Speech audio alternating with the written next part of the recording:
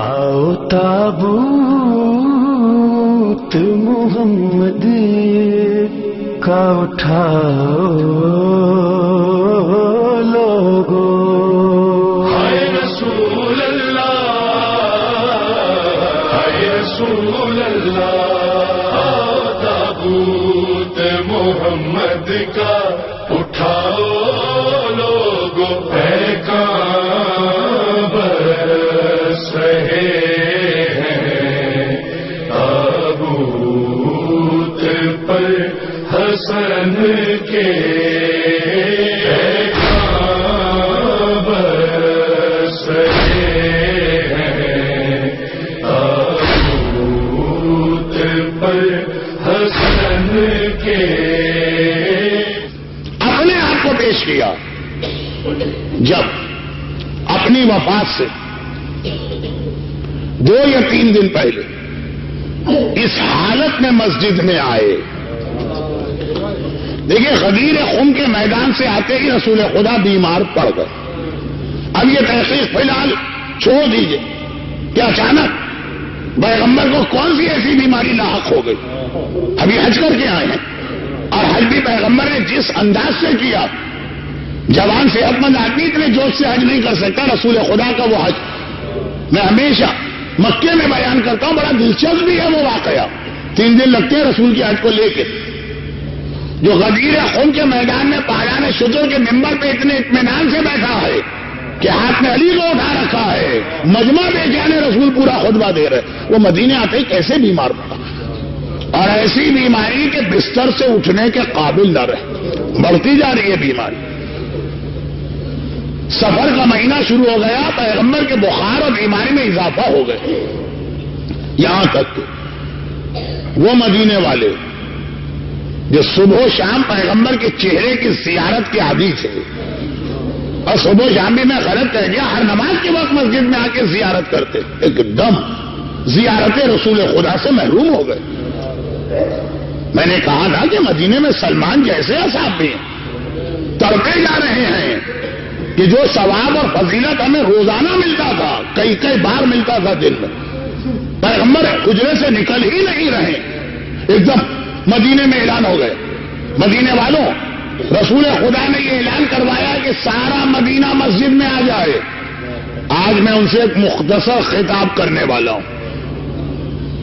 پیغمبر کا خطاب بھی اپنی جگہ ہے، لیکن اگر پیغمبر صرف اتنا بھی کہتے کہ آج میں 1 منٹ کے لیے اپنی جھلک دکھانے آیا ہوں، تب بھی سارا مدینہ دوڑ کے آ جاتا۔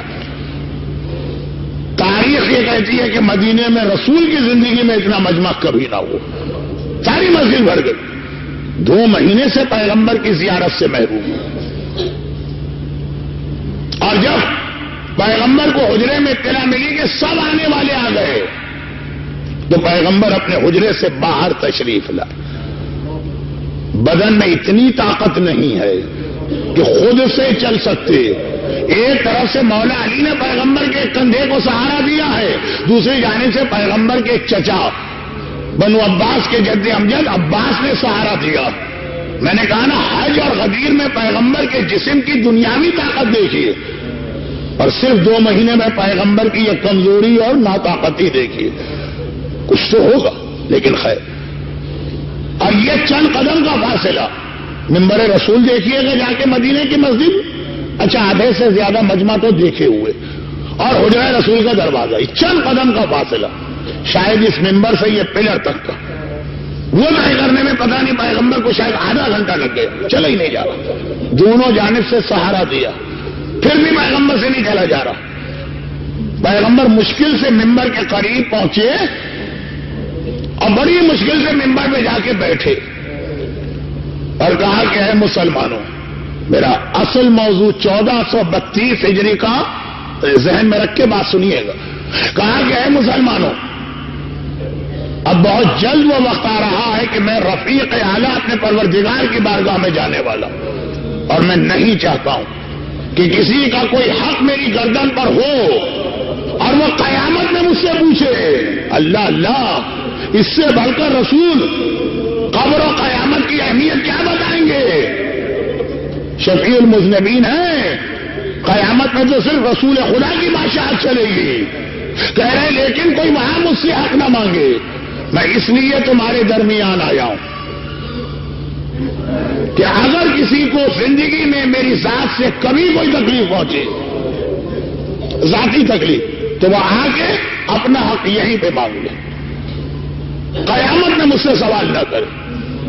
اس سے بڑھ کر قیامت کی سختیاں پیغمبر کیسے بتائیں؟ اب سارا مجمع پھوٹ پھوٹ کے رونے لگا۔ دو جملے آپ نے سنے، نہ آج مسجد النبوی میں آپ بیٹھے نہ رسول خدا کی زیارت کر رہے، تو آپ کی حالت یہ ہے کہ آپ کے گریے کی آواز میرے کان میں آ رہی ہے۔ اس وقت کی مسجد میں لوگوں کی کیا حالت ہوئی ہو؟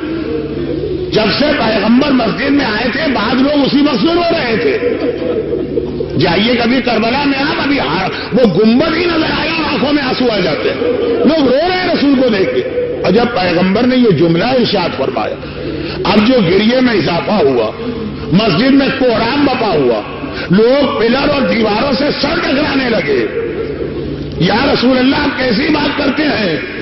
آپ نے تو ہمیں جینا سکھایا، آپ تو رحمت بن کے اپنے ساتھ برکتیں لائے، آپ سے کبھی کسی کے حق میں کوتاہی ہو ہی نہیں سکتی، مگر خالی زبان سے نہیں کہہ رہے، دل میں بھی یقین ہے۔ مگر ایک آواز آ گئی، یا رسول اللہ میں خود سے کبھی نہ کہتا، آپ نے 3 بار کہا جس کو مجھ سے حق لینا ہے لے لے، حق لے لے، حق لے لے، اس لیے ہمت کر کے کھڑا ہوں۔ سارا مجمع چونکا، کون ہے یہ آدمی؟ سب دیکھ رہے ہیں۔ اس نے کہا یا رسول خدا، ایک جنگ کے درمیان مال غنیمت کو زیادہ جمع ہو گیا، ہر مسلمان گھبرا کے دیکھنے آ رہا تھا کتنا مال غنیمت، بڑا مجمع ہو گیا، لگ رہا تھا کچھ لوگ مجمع میں دب جائیں گے یا گر پڑیں گے مال غنیمت پر۔ آپ کے ہاتھ میں کوڑا، آپ کوڑے کو ہلا کے کہنے لگے دور چلے جاؤ، ہٹ جاؤ، یہاں قریب کوئی نہ آئے۔ آپ کا کوڑا میری کمر سے ٹکرا گیا، میں کچھ نہ کہتا، اتنے سال گزر گئے میں نے آج تو کچھ نہ کہا، خود آپ نے 3 مرتبہ یہ بات کہی۔ پیغمبر نے فرمایا اچھا میرا کوڑا تیرے بدن سے ٹکرایا، اپنا حق لے لے۔ کہا یا رسول اللہ میں آ رہا ہوں حق لے لے۔ قریب آئے، مسجد میں تو رسول کوڑا لے کے نہیں آتے، حسن و حسین کو جو ساتھ میں کھڑے، بیٹا میرے حجرے میں جاؤ اور جو میرا کوڑا ہے وہ لے کر آؤ، یہی کوڑا اس کے لگا ہوگا وہ لے کر آؤ۔ حسن حسین دوڑے دوڑے گئے، کوڑا لے کے آ گئے۔ نانا یہ ہے کوڑا، پیغمبر نے اس کے ہاتھ میں دیا۔ اچھا یہ بتائیے اس وقت مسجد کی کیا حالت ہوگی؟ کیا لوگوں کے گریے کی بھی کیفیت ہوگی؟ اور اس سے لوگ کہہ بھی رہے اے شخص تو کون ہے؟ تجھے پیغمبر کی ذات میں اتنا رحم نہیں آ رہا؟ پھر تو یہ بیمار بھی ہے، ضعیف بھی ہے، کمزور بھی ہے۔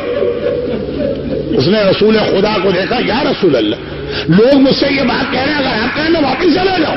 پیغمبر نے کہا تم لوگ خاموش ہو جاؤ، قیامت میرا معاملہ، یہ وہاں حق ہے مجھ سے لینے آ سکتا ہے، تم مت بولو، اس کو اس کا حق لینے دو۔ اب پیغمبر کا حکم آ گیا، سب خاموش۔ ایک ایک جملہ ہمیں عذاب قبر و عذاب قیامت یاد دلانے والا۔ پیغمبر کے قریب کھڑا ہے، کوڑا بھی ہاتھ میں آ گیا۔ پیغمبر نے کہا اپنا حق لے لے۔ کہا یا رسول اللہ حق تو پھر پورا لیا جاتا، جب میرے بدن پہ آپ نے کوڑا مارا تو میرے نچلے جسم کے اوپر تو احرام کی چادر کی طرح کی ایک چادر، اوپر کا بدن کھلا تھا، میرے ننگے بدن پہ آپ کا کوڑا لگا تھا اور آپ نے کرتا پہنا ہوا۔ پیغمبر نے کہا کوئی بات نہیں، کرتے کے بٹن کھولے، کرتے کو اس طرح سے اونچا کیا کہ پیچھے سے پیغمبر کی پشت نظر آنے لگی۔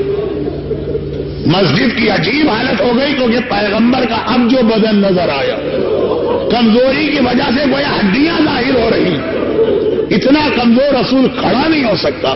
کوڑا کون گستاخ ہے، لیکن کیا کرے، پیغمبر نے منع کر دیا۔ اور اس آدمی کی جو سب سے عجیب حالت ہوئی، جیسے ہی پیغمبر نے کرتا اونچا کیا، ذرا سا اپنی پشت کو کھولا، مہر نبوت نظر آنے لگی۔ ارے کوڑا ایک طرف پھینکا، چڑک کے مہر نبوت کے اوپر کس طرح گرا، بوسے پہ بوسا، بوسے پہ بوسا، بوسے پہ بوسا۔ یا رسول اللہ بھلا میری یہ مجال اور ہمت تھی کہ میں آپ کو کوڑا مارتا؟ مجھے تو مہر نبوت کی زیارت کرنا تھی، اس لیے میں نے یہ بات کہی ہے۔ لیکن مسلمانوں کی چیخیں اب پیغمبر کے بدن کو دیکھ کے نکل رہی ہیں۔ پیغمبر نے کہا چلو، اور تو کوئی نہیں ہے، یہ کہہ کہ پیغمبر حجرے میں آئے، اور جیسے ہی حجرے میں آئے تو دیکھا کہ انتہائی پریشانی کے عالم میں میری بیٹی فاطمہ زہرا تڑپ تڑپ کے کبھی ہاتھ اٹھا کے کوئی دعا کرتی ہے، کبھی تڑپ کے مسجد کو دیکھتی ہے. کہا بیٹی تیری یہ کیا حالت ہے؟ کہا بابا ابھی حسن و حسین آئے تھے اور کہہ گئے تھے کہ نانا نے کوڑا مانگا ہے. میں نے پوچھا کیوں؟ تو کہا کہ ایک مسلمان نانا کے کوڑا مارنا چاہتا ہے.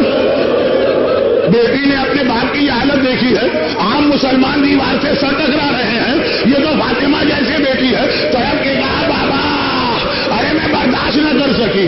میں نے حسن سے کہا تھا، میں نے حسین سے کہا تھا بیٹا حسین اپنے آپ کو آگے پیش کر دینا، کہنا میرے بدن پہ کوڑا مار لے، میرے نانا کے بدن پہ کوڑا نہ مار. بابا آپ کی کیا حالت ہے؟ پیغمبر نے واقعہ سنایا.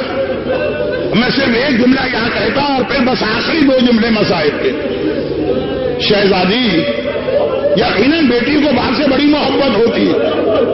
آپ نے سنا بابا کے بدن پہ کوڑا پڑنے والا یہ بھی معلوم ہے کہ ہلکا سا پڑے گا. وہ آدمی کہہ رہا تھا نا کہ آپ کا کوڑا چھو گیا تھا میرے بدن، تو آپ برداشت نہ کر سکے. آپ کا بھتیجا سجاد تو اس سے زیادہ کمزور ہے. جب کوفہ و شام کے پورے راستے میں کوڑے کھاتے ہوئے جا رہا. شہزادی رسول خدا تو پھر بھی ایک مرد ہے.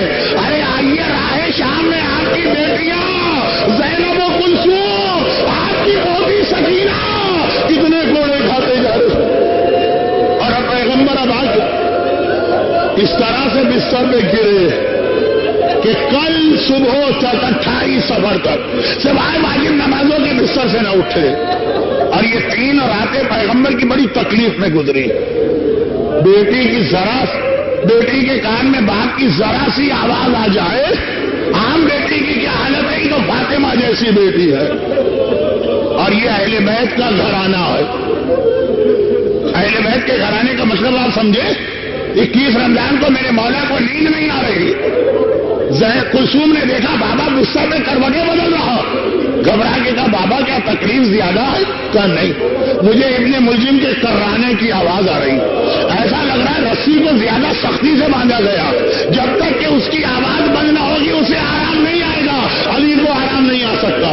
جو اپنے قاتل کی آواز سن کے تڑپ اٹھے وہ اہل بیت، وہ بیٹی جب بابا کی آواز سن رہی ہے ہر کروٹ پہ بابا کہہ رہا ہے تکلیف. بیٹی کی کیا حالت ہو. بڑی مشکل سے 28 صفر کی صبح پیغمبر کو 3 دن بعد اتنا آرام ملا کہ آنکھ لگ گئی. لیکن اللہ اللہ ادھر پیغمبر کی آنکھ لگی، ادھر دروازے میں کسی کی دستک کی آواز آئی. 3 دن میرا بابا تکلیف سے تڑپا. گھبرا کے فاطمہ نے آہستہ سے پوچھا کون ہے؟ آواز آئی میں رسول خدا سے ملاقات کرنا چاہتا ہوں. شہزادی نے کہا 3 دن کے بعد میرا بابا ایک لمحے کے لیے سویا. ابھی میرے بابا کو بے آرام نہ کر، تھوڑی دیر کے بعد آنا. خاموشی. پھر ایک مرتبہ آواز آئی. شہزادی نے پوچھا کون ہے؟ وہی بول رہا پیغمبر سے ملاقات کرنا چاہتا ہوں. شہزادی نے کہا ابھی میرا بابا سویا، تھوڑی دیر میرے بابا کو آرام کرنے دو. 28 صفر یعنی کل کا دن. جو ساری زندگی آپ نے مسائل سنے یہ کل کے مسائل ہیں. ایک بار تیسری مرتبہ بھی جب وہی آدمی کہتا ہے فاطمہ کو جلال آ گیا. کہا کہ اے شخص میں بار بار بتا رہی ہوں میرے بابا کو بے آرام نہ کر. اب پیغمبر نے آنکھیں کھولی. فاطمہ بیٹی سے آنے کی اجازت دے. یہ وہ ہے کہ جب سے کائنات بنی ہے آج تک کسی کے دروازے پہ نہیں روکا. اس نے آج تک کسی سے اجازت نہیں مانگی ہے. یہ انبیاء کے دروازے پہ گیا، یہ اولیاء کے دروازے پہ گیا، یہ اوصیاء کے دروازے پہ گیا، یہ مقربان خدا کے دروازے پہ. آج تک کسی دروازے پہ نہیں رکا. لیکن یہ تیرے گھر کے دروازے کا احترام ہے. آنے والا بھی اپنی مرضی سے نہیں آیا، خدا کے حکم سے آیا ہے. لیکن پتا ہے خدا کے حکم پہ بھی عمل نہیں ہوگا جب تک کہ مرضی زہرا اس کے ساتھ شامل نہ ہو. بیٹی یہ ملک الموت ہے. فاطمہ نے کہا اچھا آ جا. ملک الموت آیا، رسول خدا کو لے کے گیا. ایک بار بیٹی نے دونوں ہاتھوں سے سر پیٹا.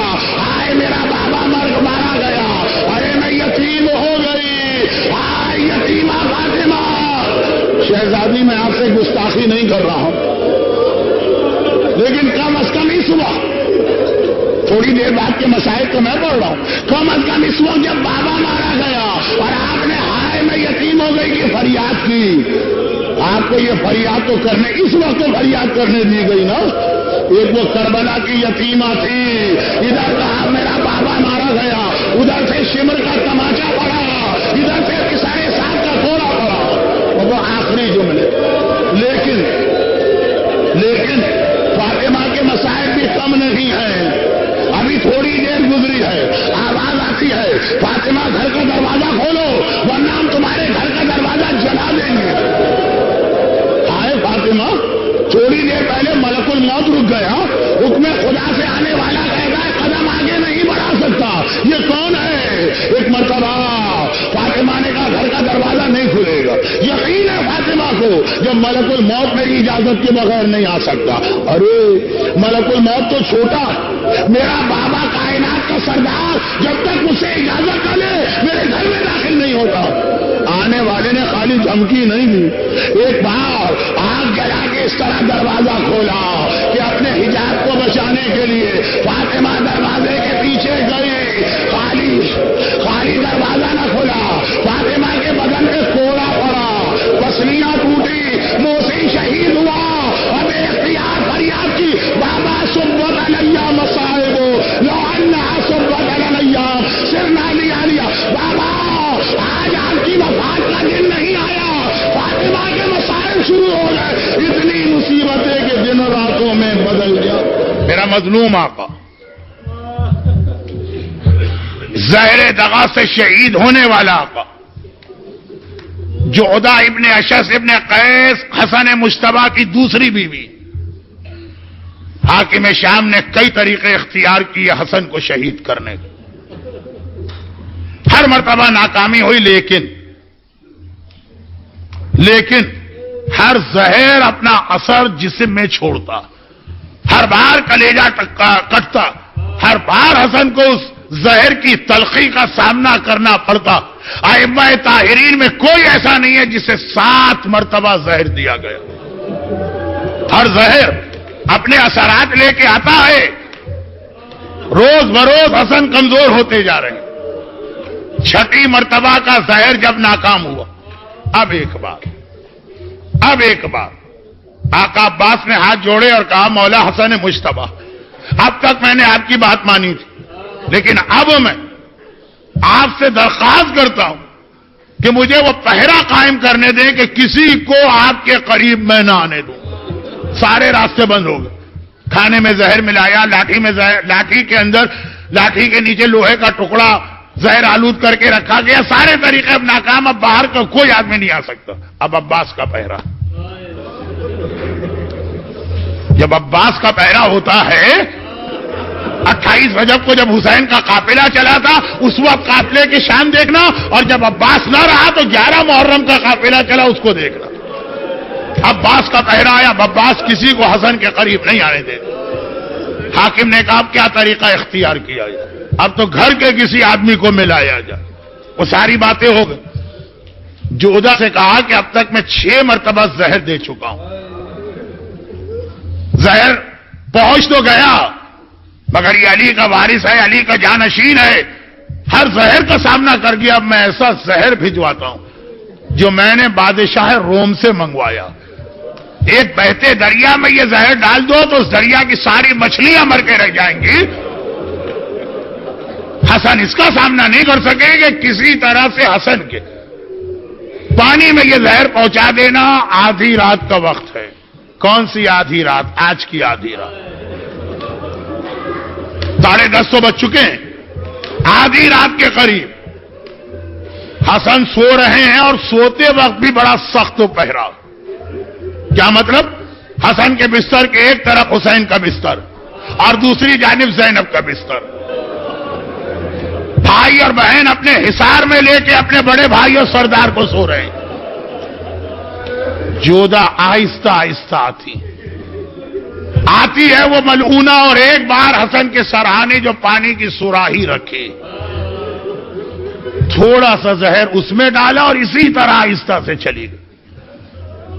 اچانک اب یہ ساری چیزیں معصومین کے علم میں ہیں.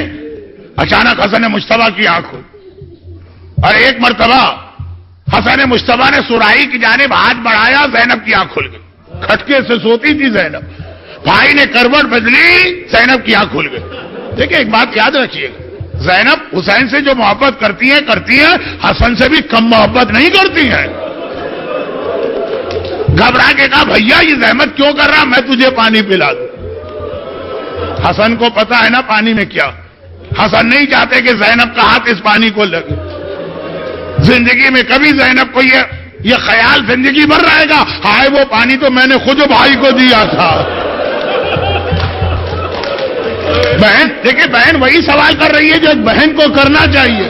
بھیا زحمت نہ کر, میں یہ پانی کا نہیں. بہن اس وقت بحیثیت امام حکم دیتا ہوں رک جاؤ, بہت کمزور ہے میرا امام. کروٹ نہیں بدلی جا رہی لیکن سراہی سے پانی کوزے میں لیا, پانی کو دیکھا. یہ پانی کی دعا تو نہیں ہے جو حسن پڑھ رہے. انا للہ و انا الیہ راجعون رضا بقضائک و تسلیما لامرک ارباب اعضاء. یا یہ جملہ حسین نے اصغر کا لاشا اٹھا کے پڑھا یا حسن مجتبیٰ نے پانی کا کوزہ لیا. ایک بار پانی پیا, صرف ایک گھونٹ لے سکے, کوزہ ہاتھ سے پھسل کے گرا. حسن بستر پہ الٹ کے گرے, قریب تشت رکھا ہے. زینب سے پوچھیے, شہزادی وہ تلہ زینبیہ پہ کھڑے ہو کے حسین کی شہادت کا منظر, اور آج روضہ رسول کے قریب بیت حسن کا یہ منظر, کلیجہ ٹکڑے ٹکڑے آ رہا ہے. حسن مجتبیٰ کا کلیجہ نہیں, بھائی کا کلیجہ بہن کے سامنے کٹ کے گر رہا. بھائی کا کلیجہ بہن کے سامنے کٹ کے گر رہا. عجیب زندگی ہے زینب کی. کبھی یہ منظر دیکھا میری آنکھوں کے سامنے بھیا کا کلیجہ, اور کبھی وہ منظر دیکھا حسین کے سینے پہ شبر سوار ہے اور خنجر چلا رہا. گھبرا گئی زینب. حسن اور حسین اور زینب نے آقا حسن کو لٹایا, اور ایک مرتبہ حسن نے کہا زینب بہن ام فروہ کو بلا کے لے آنا. ام فروہ آتی ہے, عجیب منظر دیکھا, 35 گھڑی ہے مگر اکیلے تو نہیں آئی نا. 13 مہینے کا قاسم ماں کی گود میں ہے. حسن نے کہا فروہ ایک وصیت کر رہا ہوں, یہ تعویذ لے لو, میرے قاسم کے بازو میں باندھ دو. جب میرا قاسم کسی بڑی مصیبت میں پھنسے تو یہ تعویذ کھول کے دیکھ لینا. حسن دنیا سے جا رہا ہے مگر ابھی بھی کربلا یاد آ رہی ہے. ہائے کربلا جہاں میرا حسین اکیلا رہ جائے. ام فروہ کو تعویذ تو دیا اور بے اختیار کا السلام علیکہ یا جدہ, السلام علیکہ یا بتا, السلام علیکہ یا امی. نانا سلام, بابا سلام, اماں سلام. زینب گھبرا گئی, بھیا خیریت تو ہے, یہ کسے سلام کر رہا. کہا نہیں دیکھتی, یہ میرے سامنے نانا رسول خدا کھڑے ہیں, یہ بابا علی مرتضیٰ کھڑے ہیں, یہ میری ماں فاطمہ گود پھیلائے کھڑی ہے, اور کہہ رہے ہیں حسن بیٹا ہمارے پاس آنے کی تیاری کر. بہت مختصر جملے. جنازہ چلا تو مگر قبر رسول کے قریب پہنچ کے روک تو دیا گیا, خالی روکا نہیں, کمانے کھینچی, 70 تیر نکلے. حسن کے جنازے میں 70 تیر بے بس ہوئے. غیظ و غضب کے عالم میں عباس نے تلوار پہ ہاتھ ڈال دیا. حسین نے کہا عباس تلوار نہ چلانا. ہائے میرا آقا عباس. جب تلوار چلانے کا موقع آیا عباس کو روک دیا گیا. جنازہ لے کے واپس آئے, تابوت لے کے واپس آئے. دیکھیے گھر سے نکل کے تابوت واپس نہیں آتا, گھر سے نکل کے جنازہ واپس نہیں آتا ہے. ابھی زینب بیٹھی رو رہی ہے, دیکھا دروازہ کھلا, جنازہ دوبارہ آ رہا. گھبرا کے کہا بھیا